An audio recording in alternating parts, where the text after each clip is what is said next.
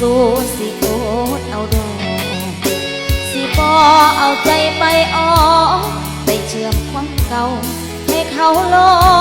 บลูความหักให้ไปอายยังไปเลือกเขาอยู่สิเอาอย่างไปสู่แล้วอายเป็นผู้เลือกทางอย่างใจให้น้องเอาอย่างน้อไปสู่เขาสิยอมตกเป็นคนเก่าหลีกทางให้เขาได้ครอบครองอายสิยอมจำนนกับเหตุผลที่อายเปิดหน้าแม้ต้องเจ็บปวดหัวใจยับเข้าควงอายอย่างกาย